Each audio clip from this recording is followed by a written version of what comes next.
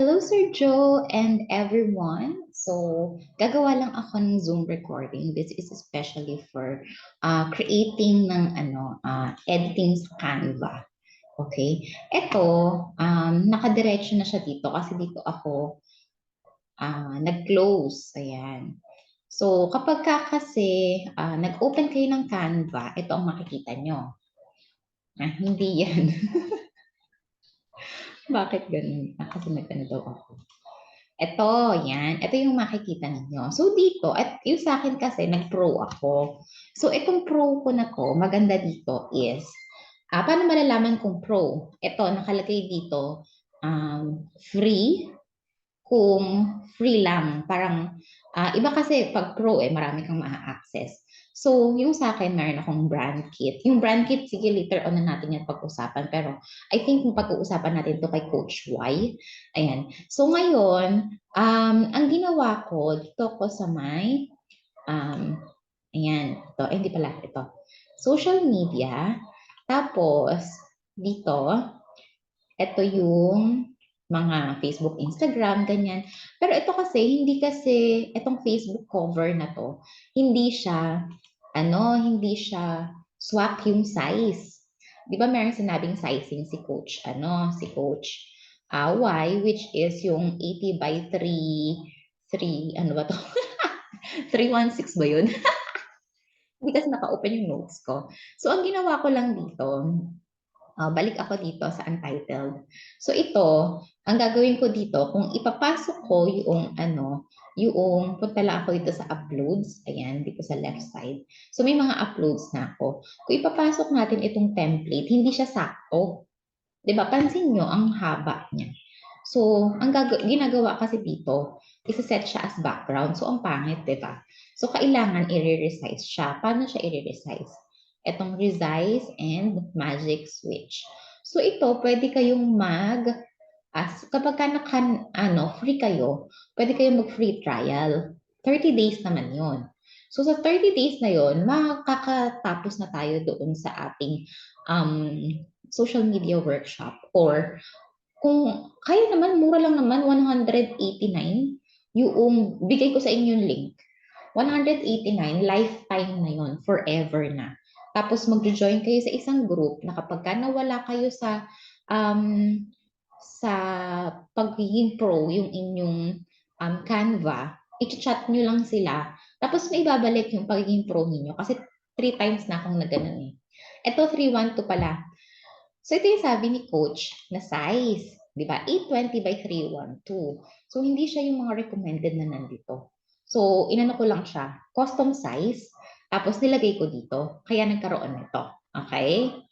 Ayan. So, eto siya. I-resize ko lang. I-continue ko. Tapos, pag kinontinue ko, meron ditong choices na copy and resize. Ibig sabihin, may retain ito dito sa page na to. Pag resize the design, eto mismong design na to yung ma-change. So, resize the design natin para ito mismo yung ma-change. Ayan no, pansin nyo, nag-swak na siya doon sa size ni Coach. 'Di ba? So, yun yung start nung ginawa ko. No, balik na lang tayo dito sa para sama-sama yung sa atin. Ito yung sa akin, yung kay Tita, tsaka yung kay Sis Ray. So ito, kay Ate Giselle, dahil meron daw siyang isasend na bago, gawa tayo ng bago para kay Sir Joe. Yan. Ito, paano ba? After nito, change ko lang ito. Giselle Kaya. Itong meme na to, ito kasi yung lalabas kapag ka-download mo na siya.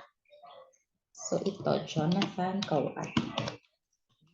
Kawat. Para maiksi. Yan. So, paano ba tayo mag-i-insert ng photo? Ito siya. Punta ka sa upload. Yan. So, since dito, wala pa dito sa mga upload files yung kay Sergio, punta tayo dito kay upload files para ma-upload natin yung picture niya. And, hanapin lang natin yung picture niya. Ito yung sa kanya. Okay, then open. Tapos makikita niyo mag-upload na siya dito. Yan. So, once done na yung uploading, mabilis lang actually. Click lang natin siya. Yan. So kapag na-click natin yan, kailangan natin i-edit yung photo. Kasi kailangan tanggalin yung background. Yun yung maganda kay Canva kasi nandito na lahat. Hindi yung kung saan-saan pa tayo pupunta to change para tanggalin yung background. Ayan. So, ito, ang pinindot ko lang, ulitin ko, kailangan nakaklik ito, etong picture, kung ano yung i-edit mo, then edit photo. Yan, lalabas ito, yung mga effects, adjust, crop, ganyan. Etong BG remover, ito yung background remover. So, pag kinlik ko lang yan, tcharan! Natatanggal na yung background niya. Hintayin lang natin. Kaya nga kinausap ko sila Coach Lex at saka sila Coach Mel kasi kapag doon na tayo sa time na gagamit tayo ng CapCut, na mag-video edit tayo, hindi pwedeng mabagal ang internet sa office. Walang mangyayari sa atin. So, gagawa na nila ng paraan. Tapos, ulitin ko. Sorry. Daldal ng daldal. Yan.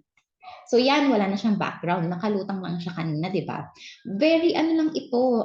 Kayang-kaya talaga natin. Ayan. So, i-resize lang natin. Yan. Nalibak natin ng konti kasi dapat hindi siya nakalutang. Yan.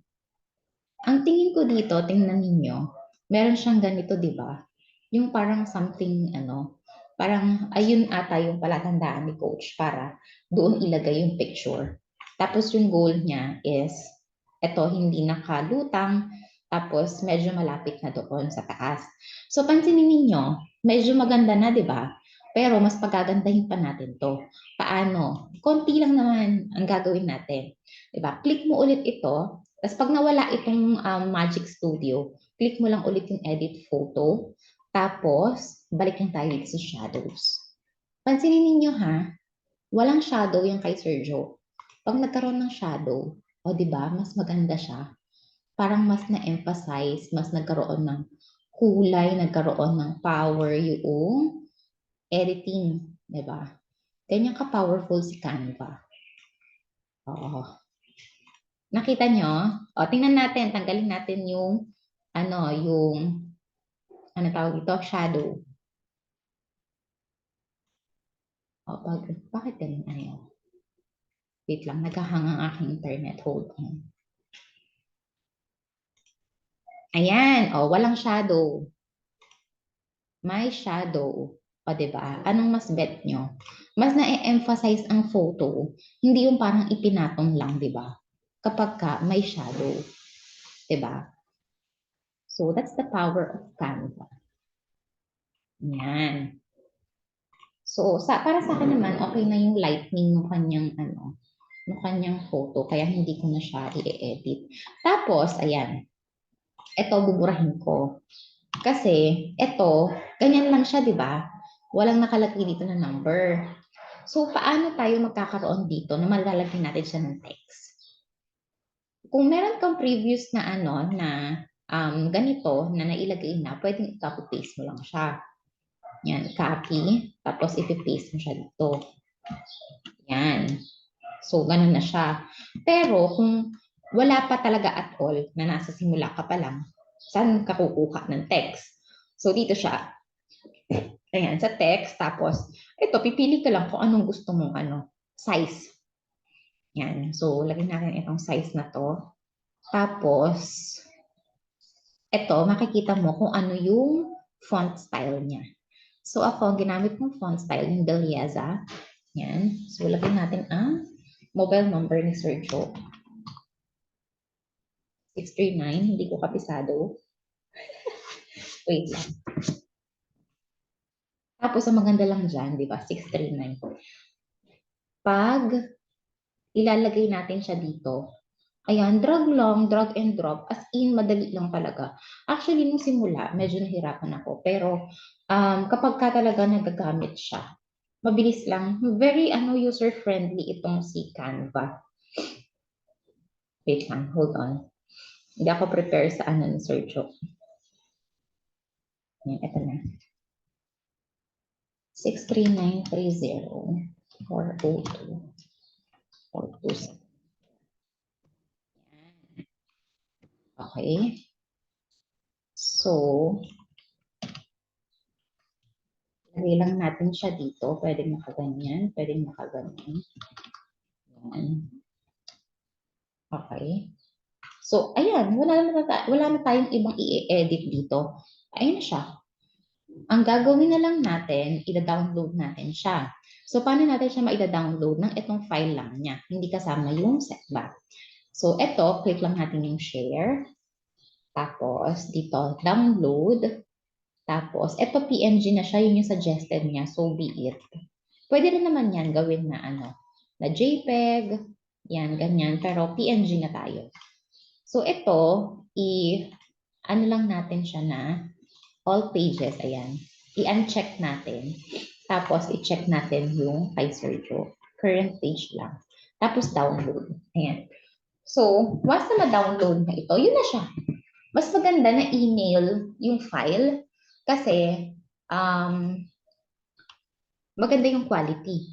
Di ba yung inuulit-ulit ni Coach Y is make sure maganda yung quality ng ating ilalagay sa ating cover photo. Dahil we are making a brand.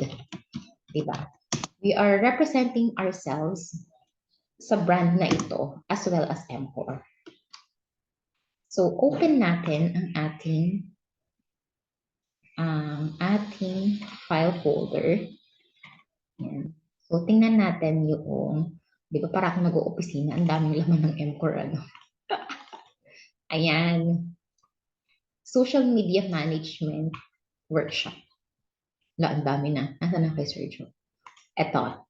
Yan. O, di ba? Meron na yung kay Sergio. So, isi-send ko na lang ito sa iyo, Sergio. And, ayun na siya. Ganun lang kabilis yung paggawa ng pag-edit ng Canva. So, sa susunod, mag-aano pa tayo ng in-depth sa Canva. Pero, you can watch naman and explore sa free Canva. And, I suggest, mag-ano kayo sa 189. 189 na Canva Pro. Diba? Lifetime na 189 lang. So, yun lang. Bye!